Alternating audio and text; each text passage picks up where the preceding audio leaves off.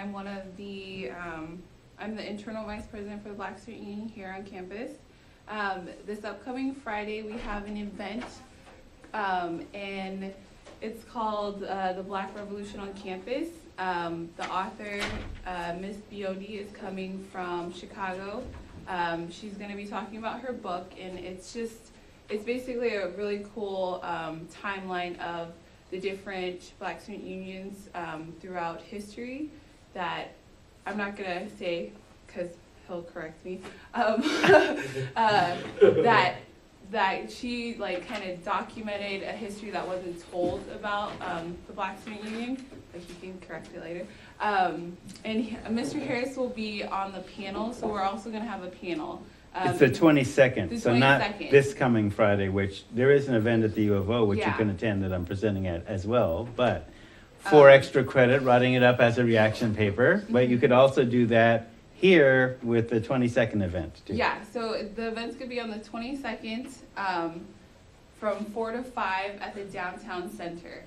And that can be extra credit for y'all, so I hope y'all are failing so you can get extra credit. I'm just kidding. I'm just kidding. She's so cynical to be so young. I know. But yeah, so it's a really good book, and it's all about student movement, involvement, and how people of color actually started a movement to get ethnic studies into higher education, as well as the EOP, which is the Educational Opportunity Program. And that is what a lot of states have nowadays for the education.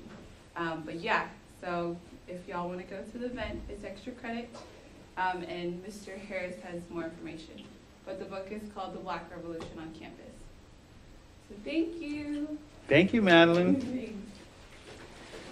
So just to add to what Madeline was talking about, in the mid-20th century, most of the 60s, including this class. So just so you know, this class came out of student activism in the 70s. So Lane Community College was actually the first college or university to have a Black Studies program in the state, before the U of O and before Portland. And it came out of student activism in the BSU. And BSUs in the 70s were basically an outreach of community activism students, etc., who basically agitated for basically what you now see as ethnic studies, because it wasn't happening back then.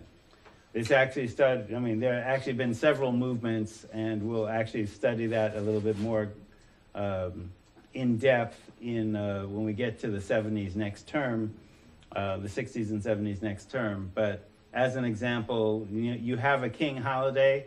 Well, people started agitating for that the day after he was killed. But the fact is, we didn't get one until the mid-'80s. And so people were actually, put in prison for their protests for doing that, and we'll actually talk about that when we get to that time period. But what you are participating in, the fact that you even have an ethnic studies program to go to, is a result of student activism. And understand that there would be countervailing motions to keep this from being taught. So, and you could see that for obvious reasons, because an informed populace is definitely an activated populace. So, continuing then, see, we did this yesterday, yes, right? So I was actually going to go to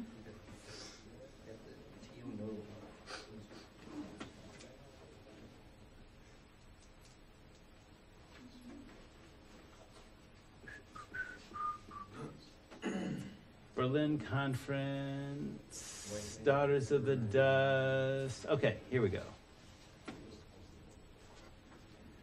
All right.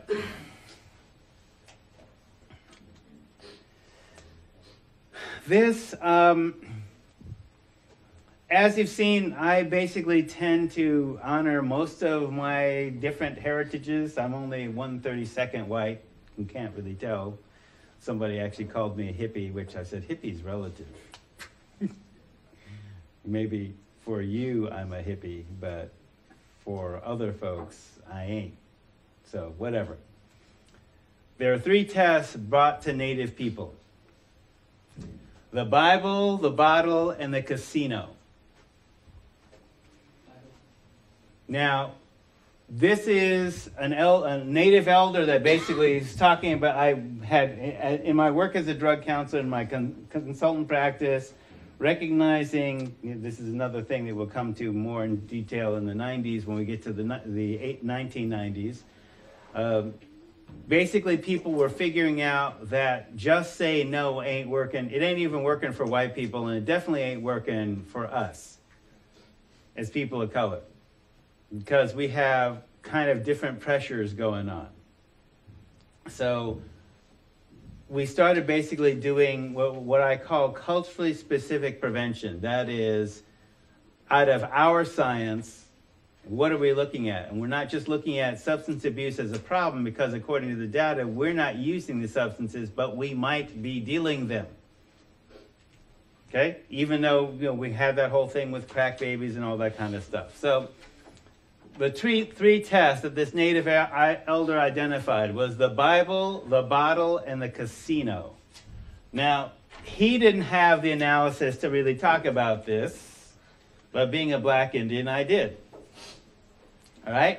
So the idea is that the King James Version of the Bible, the text of essentially Western, and I call it weaponized Christianity. And what I mean by weaponized is that it had been used as a weapon. Built from the Greek, Latin, and Hebrew texts, edited to support Western white expansion, genocide, ethnic cleansing, using an Aryan image of Jesus, Aryan meaning in the German sense, the definition being white, using this to continue the Crusades, slavery, and genocide. All right, so instead of, for example, then the oldest version of the Bible, the Peshitta in Aramaic, the language that Yeshua spoke, the text of the Eastern Church would still speak Aramaic and never engage in the Crusades, slavery, and all that other stuff, and portrays Yeshua as a man of color. So, though unknown for a lot of people, that became, the Peshitta and other things became the text for black liberation theology. And here's the meme that I want to give you that gives you this analysis, the 3 tests. So Native people could identify that there are 3 tests that came to Native people: the Bible, the bottle, and the casino. How that all ties together is these are Trojan horses. Now, Natives didn't know about Trojan horse warfare. In their form of combat, you want your opponent strong, because if you win, it proves you're strong. So you want your opponent strong, because otherwise you ain't got no game, right? You know, just like in black basketball, you expect to get hit in your face. Nothing but net.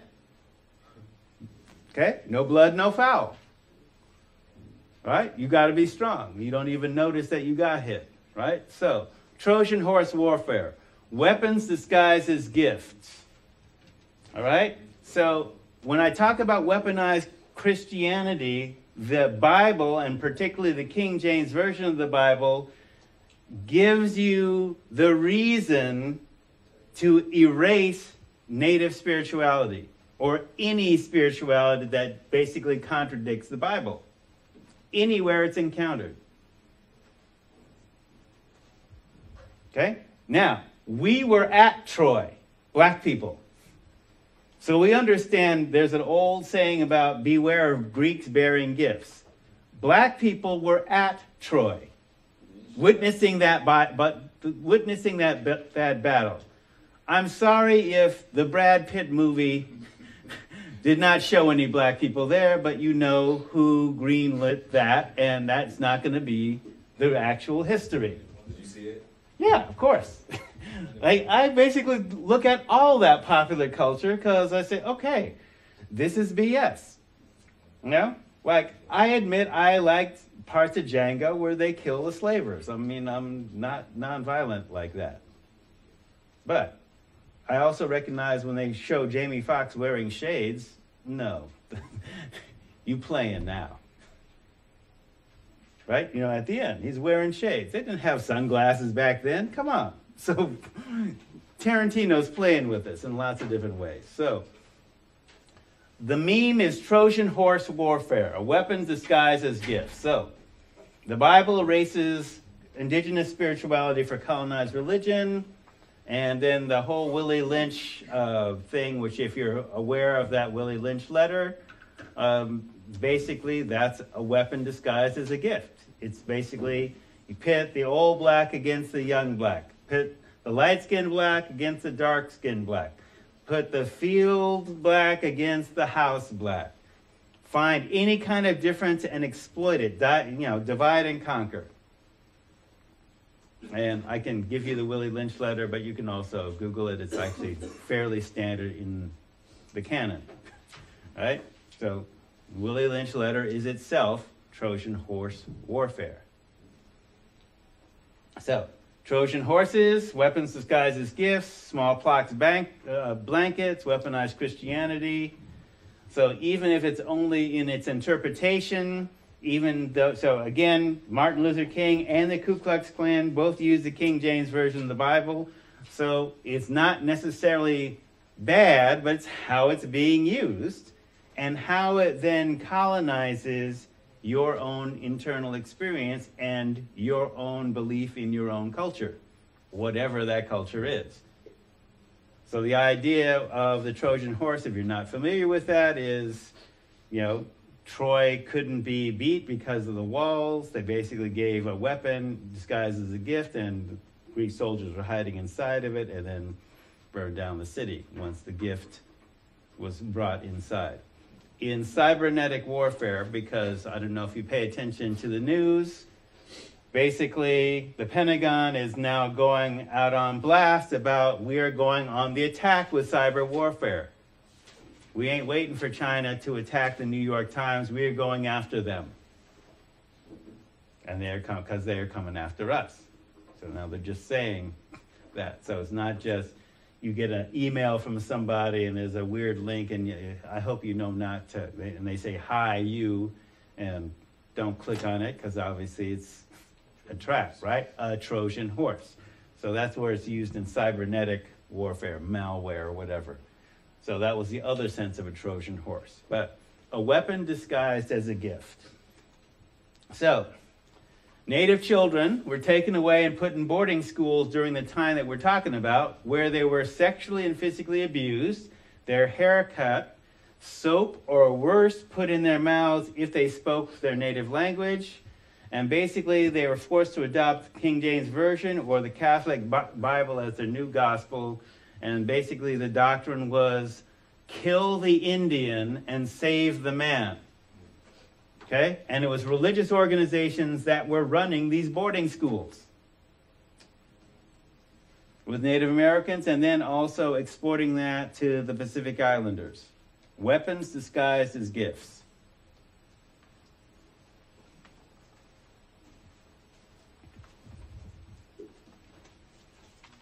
All right, so to use the gift, you have to diffuse the weapon, recognize how the weapon works in order to use the gift.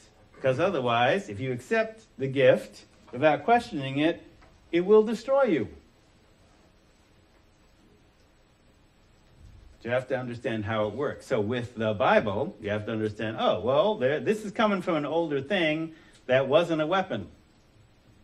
And you have to also be able to understand, okay, how words can be used to manipulate people and cause them to impose self-control on themselves to their detriment. Right? So to use the gift, so it is a weapon and it is a gift, but to use the gift, you have to diffuse the weapon. So recognize the toxic parts of it and their effect on you, then you can use the gift. The weapon itself destroys your relationship to yourself and others and becomes a means of internal control. Basically, makes you like a zombie, to use that image, or a wasp larva. All right, so connection to knowledge is the cure.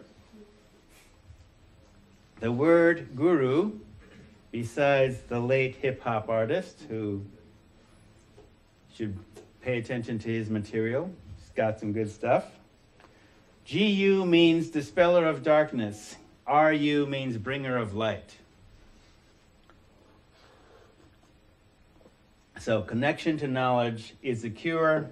In order to diffuse the weapon, you have to notice that it is a weapon, so you need to dispel the darkness, bring light on that particular weapon, how it works, and then shed light on it so they can use the gift. So part of, for example, within those 3 tests then, if you accept the Bible at face value, then you begin and you accept the assumptions of the people that are bringing you the Bible, then they're basically, you're essentially going against your own best interest and serving theirs. So the bottle. The bottle is importing hard alcohol to native nations that didn't have alcohol technology at all. So it's chemical warfare. Okay? So if they didn't have alcohol technology at all, therefore no defense against it, then they're going to have problems. This is also part of the Indian Wars. Now, the reason that I'm a drug counselor is because this is one of the primary Trojan horses that they use. And it's older than Western civilization, so I'm not even going to blame white folks for it. Black people use this. The Chinese use this against the Chinese. British use it against the Chinese. This is like as old, almost as old as civilization. Okay, so Sun Tzu in The Art of War says the best way to win a war is to induce in your enemy to lose the will to fight. So knowing this, Chinese generals would flood a city with rice wine. The sentries would get drunk, you invade while they're sleeping it off. Basic stuff. Right? There's an ancient war between Greeks and Persians. The Persians drove the Greeks through this area where bees were making honey from a particular poisonous plant. The Greek army eats the honey, they get sick, boom, you conquered. Chemical warfare, it's ancient, right? So, there are natives that had alcohol technology, like the Aztecs, and certain East Coast tribes. Basically, what you need for alcohol is agriculture, because alcohol comes from an agricultural surplus. So you have to have more food than you can grow, and then, for example, if it's fruit, it goes bad at room temperature, and then the little bacteria or the yeast make alcohol from it. So if obviously, the Inuit or the Eskimos don't have alcohol technology because they don't have agriculture, right? In the desert, they don't have agriculture in the same way, though the Aztecs did have corn, beer, et cetera, right? So their rules, when they had alcohol technology, is we don't drink alcohol to get drunk. We only use it in a religious ceremony. And if you're pregnant, you can't drink it. And if you're a kid, you can't drink it. So therefore, you don't develop addiction. But you also have an extensive culture that protects you from addiction. All right? But if you're the Plains tribes, you don't have that. Even so you should also know because I study how drug policy and drug laws get applied differently according to race, which is now a whole other separate thing, which we'll talk about when we get to the 1970s. But just to let you know, the reason marijuana is illegal, have I told you guys this? No. The reason that marijuana is illegal, the top drug cop, Harry Jacob Anslinger, who was a friend of Joe McCarthy's, who actually supplied Joe McCarthy. If you don't know who McCarthy is, just look it up. Joe McCarthy was a junkie. He was strung out on morphine, and the top drug cop supplied McCarthy with his morphine. Top drug cop is not a doctor. That would be illegal. Okay? So, top drug, he he, like Joe McCarthy, didn't like minorities, particularly minorities who were agitating for civil rights. Right? So the top drug cop testifies before Congress, and I quote, "Coloreds with big lips induce white women to have sex using jazz music and marijuana." What? If I'm lying, I'm flying. Okay? The reference is Clarence Luzanne's book, Pipe Dream Blues. Clarence was at that time working as an aide to the Congressional Black Caucus, who basically said, look, there's racism in the war on drugs. Here's where it's coming from. Okay, so this is, Ann Slinger's testifying before Congress, colors with big lips are inducing white women to have sex using jazz and marijuana. That's why you should make marijuana illegal. Okay, racism as social policy. Yeah, all right. And look, I'll admit that I have induced white women to have sex with me using jazz, playing Miles Davis and smoking weed. Okay. But she kind of has to like you before that. You feel me? But that is not something to base social policy on. You play kind of blue, you really. Yeah, I'm saying, right. Kind of blue. That whole side, whole A side. Definitely.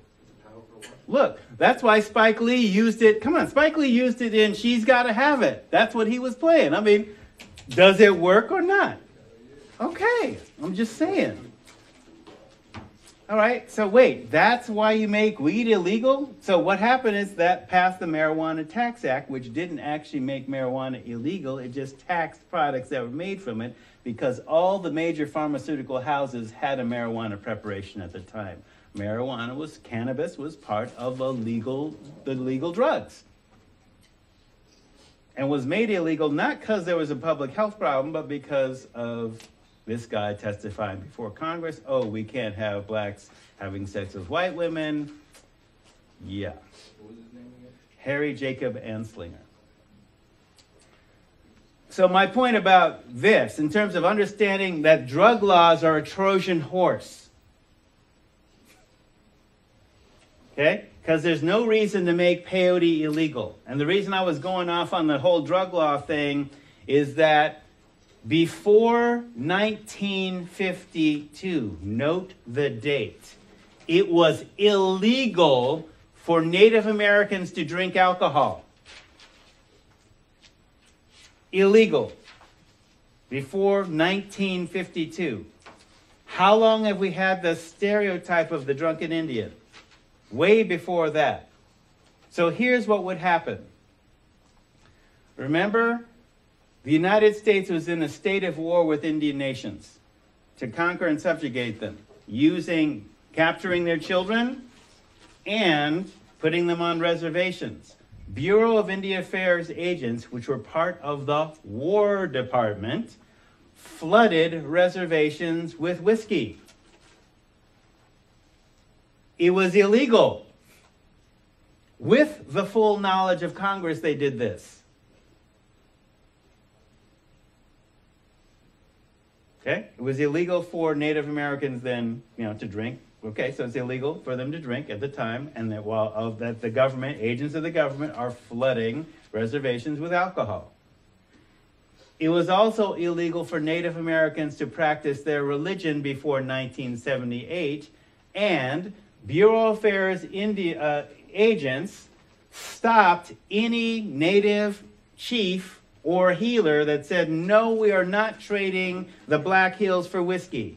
No, we are not allowing whiskey onto the res. You should not drink it.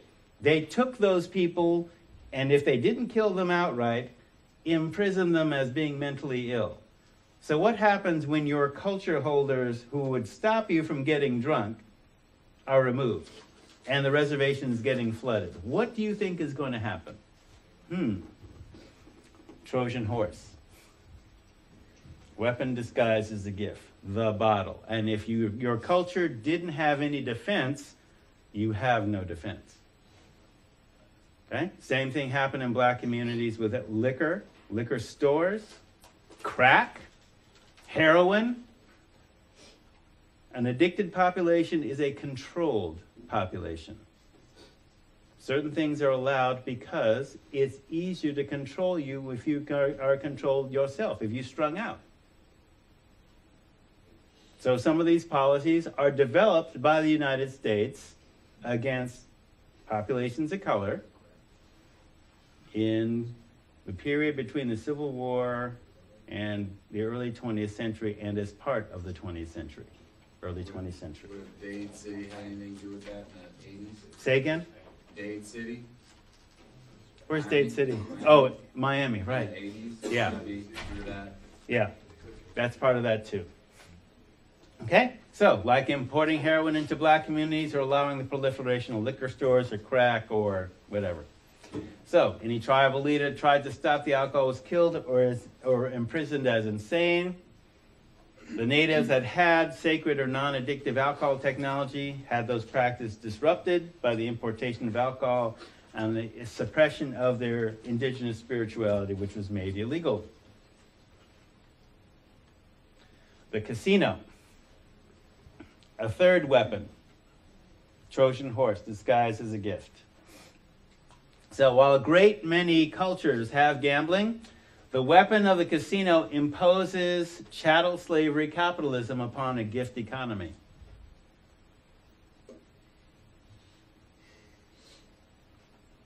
Now what I mean by chattel slavery capitalism is basically some of my Marxist friends will say there is no such thing as moral capitalism, but I'm just going to say, well, I think there's a possibility, but it exists in somebody's mind somewhere. All right? So the values of chattel slavery, that is, you can rape a woman, a human woman, because you don't consider her human. You can rape a woman, get her pregnant, sell your kid, which you don't consider yours. It's your property. You can sell your kid at a profit and not feel anything about it. Okay, that's the morality of chattel slavery capitalism. And in that, once you take it out of race, then people become property in capitalism. Not your relatives, not equals. Okay, when I say moral capitalism, capitalism doesn't have to have inequality in it. Doesn't have to have racism, sexism, or classism within it. Doesn't have to, but this does. And the model that we're using does. Definitely. So it's amoral.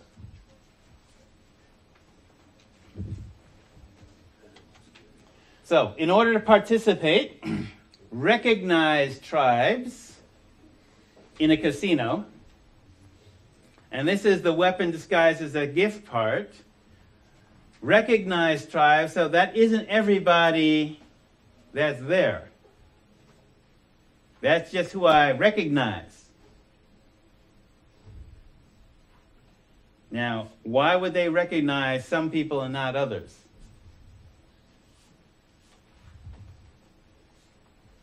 It's a general question. Why would they recognize some people and not others? You explained in last class how it was, to take more land, the less tribes you recognize, the less you have to give them land. Pretty much. Or they got something, or they sitting on something you want. Or there's a reason to disrupt them because of who they are in Native American. So understand that just like Africa is not a country, it's a continent, Turtle Island is a continent, not a country. So you have hundreds, if not thousands, of native nations interacting that have a history going back thousands of years. People who live in pyramids, people who don't have fire and live in the snow.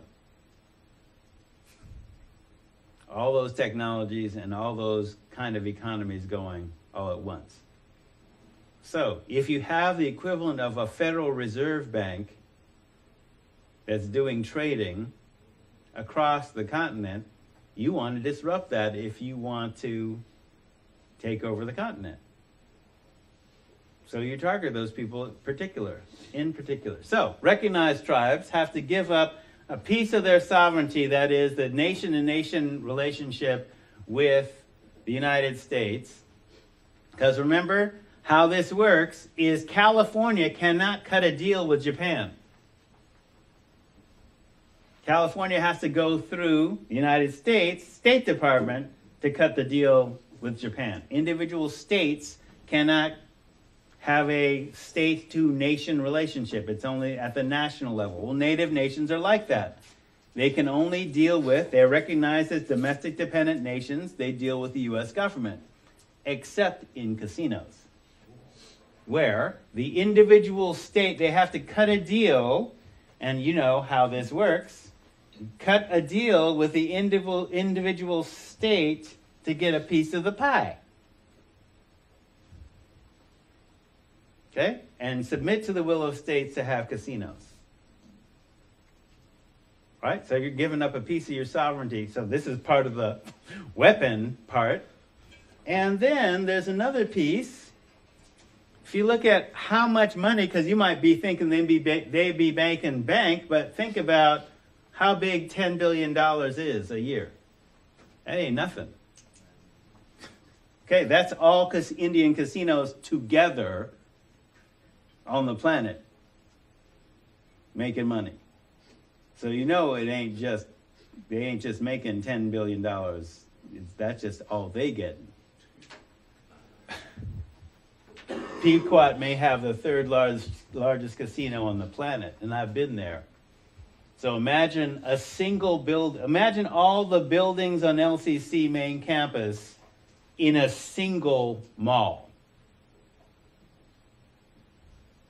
3 movie theaters, a boxing rink, several different malls, all under one roof, a museum that's computer animated, 2 5-star hotels, all on that campus. 3rd largest casino on the planet. Yeah. So, all Indian casinos are making about 10 B a year. The rest goes, of course, to white-owned management companies. Yeah. So the casino is 3 tests. Because what do you do with that money and that wealth if it's limited?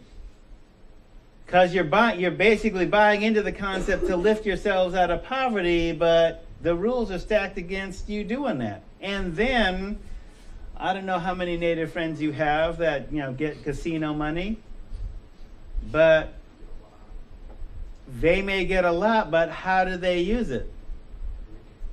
They drink it, they smoke it. Here's the problem with that. Money is a form of power. And if you don't use that power correctly, like you don't take a bath with your iPod because the electricity and the water don't mix. Don't take a shower with your laptop. 2 forms of power that don't mix, or if they do mix, you have to be careful about how the interface works, right? If you're going to use money as a form of power, you have to be taught how to use it in a particular way. Okay, the analogy that I was trying to use within Indian country is like, what if you treated each dollar as if it were an eagle feather? Right? Not yours, but a form of spiritual power to use to build the nation. Okay, so that you don't go up your arm. You don't smoke it up all in one day. Okay, you might use it for your education. You might use it to preserve something. You might use it in a different way, like an eagle feather. They thought I was crazy, and I may well be. Yeah. That's funny because I knew someone last year at Western Oregon. Yeah. And he just posted this the other day, and he's completely native. Just standing in the caption was just native money. Yeah. And I know exactly what he does with his money every time he gets paid. It's ridiculous how much he gets paid. Yeah. It's Right. ridiculous how much they get. Even if you're like a quarter or Yes. something like that. If your tribe gets something. Mm-hmm. It's called the per cap, that is per head. All right? And so, yeah, you can get it monthly or quarterly or whatever. And, you know, the Pequot, at least, when they give you have to be an enrolled tribal member, and which means that you have to be directly related by blood to somebody on the Dawes rolls when the Pequot were terminated and then reinstated. Yeah, there's this girl, she got like 25 grand a month. Yeah, Something stupid. right. Okay? So what happens if you haven't been taught to use that windfall properly? Right? So that becomes like crack, like anything else. I'm not saying that crack can be used as, for enlightenment. I'm just saying that cocaine could be if you chew the leaf. Yeah, Armin. Yeah, it seems like the only model that we have in society is really just like, buying a bunch of things, based on Right. consumerism. Right. It's like the whole Western axiology that you're talking about, European axiology of having things, and it's Yeah. it's like we're already so set up, it seems like, you know what I mean? Where it's just like having a good time, going out in bars, drinking, all that kind of stuff. It's almost like it's set up to fail, you know what I mean? Yeah. So it's basically, the meme is a different sense of the economy than what they had developed here. I mean, they traded in goods and services and they had money, but the money wasn't like frog skins. Like I wish I had. Can you send that graphic to me? Oh, yeah. Harrison at lanecc.edu. So the idea is part of the Trojan horse concept within the casino is not just the casino itself as a technology, it's the whole idea of what an economy is and what you can or cannot do, and not teaching skill. So the Pequot, at least, require you to either have a job, even though they have very limited jobs for tribal members because it's the white management company that does that, gives job, hires people in the hotels and the casino and all that, oddly enough, or you have to go to school with your per cap. Because there's a whole other piece where, within particularly that culture, they don't necessarily tell you what to do overtly, like you will do this now. Well, that's your way. Well, okay. Doing it that way in a context where there's a weapon and allowing somebody to blow their head off, that ain't cool. That's against your culture. You're accepting this weapon to destroy you. But they don't necessarily listen to me. I'm crazy. You're that black guy. No. I'm the Choctaw that lived in all black towns while the rest of you were being put on the res, because Ku Klux Klan or the cavalry? Take the Klan. They're predictable. So, tradition and innovation. Sankofa birds say, it's been a long time since we did this. Sankofa birds say, go back and fetch it.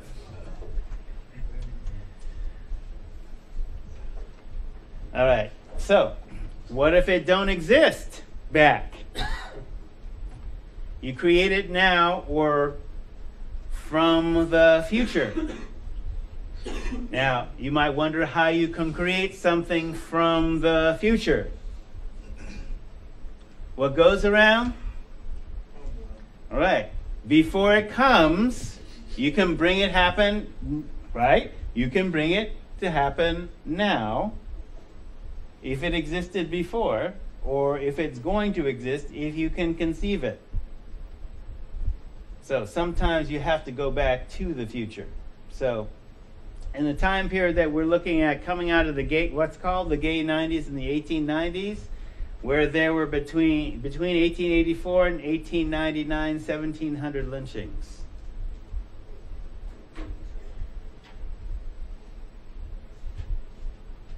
So, wasn't so gay for us. That's when gay meant happy. So, when I walk down the streets of Main Street in Disneyland, this is the time period that they're depicting. That's what tripped me out. Well, certainly after I went back there after my racial attack at 7. All right? So we've got to create what we're trying to do, because we're dealing with these lynchings. We've got to create an international movement to change the conditions, because maybe America doesn't have the solutions we need. So when I say back to the future, we have to go back to the conditions before Western civilization started projecting military power. So on Turtle Island, that meant before 1492. What were the conditions? What was our sense of government? What was our sense of self before then? Because from the native point of view, you know, they were waiting for, before 1492, they thought white people were cool and they knew about them. And white people were cool in terms of the relations that they had with people here before Columbus. And there were some.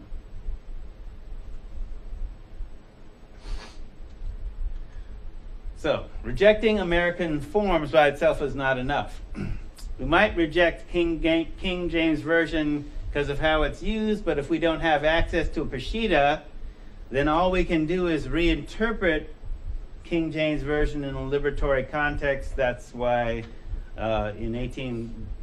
where Black Liberation Theology takes its text, since King James Version is being used directly and indirectly to justify lynching and all kinds of discrimination, indirectly it creates a mimetic climate of memes, allowing the growth of different kinds of separation along all kinds of different lines.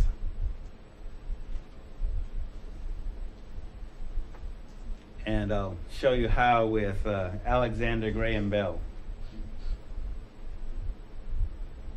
and oralism.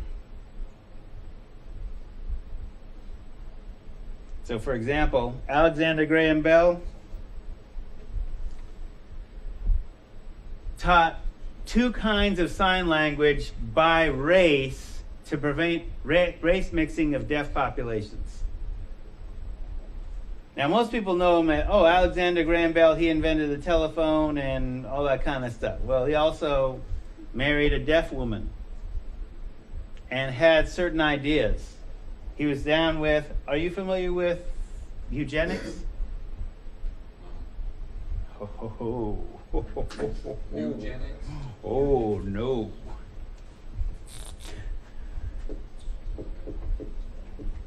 That's how far they come with that nowadays. Yeah.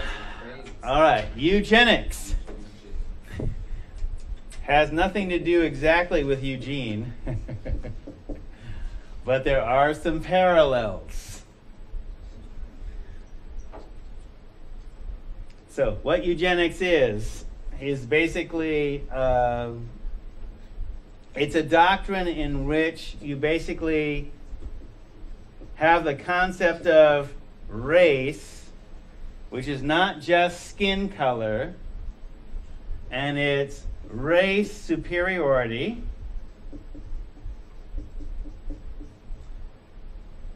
of master race,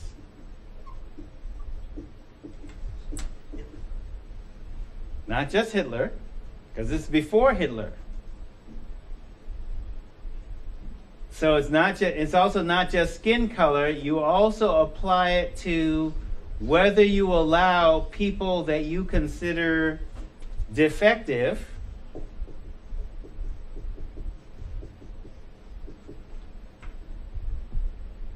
to live.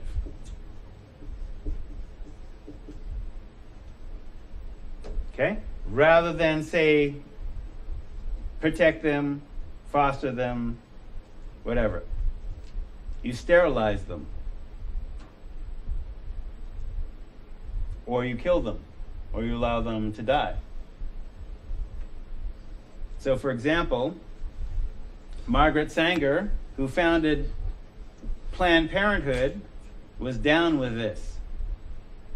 We're going to sterilize people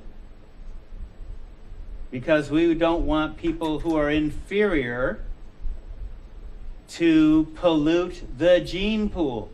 So eugenics is about genetics,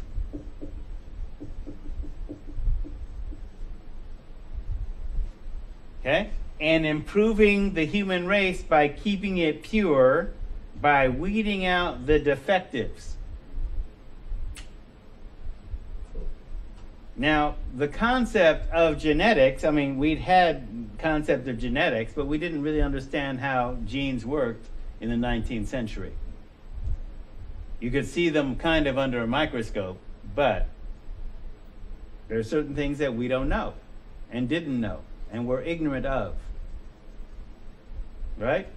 So, Alexander Graham Bell, inventor of the telephone, married a deaf woman, but was against race mixing because eugenics basically holds that whites are the superior pinnacle of human civilization and everybody else is a defective.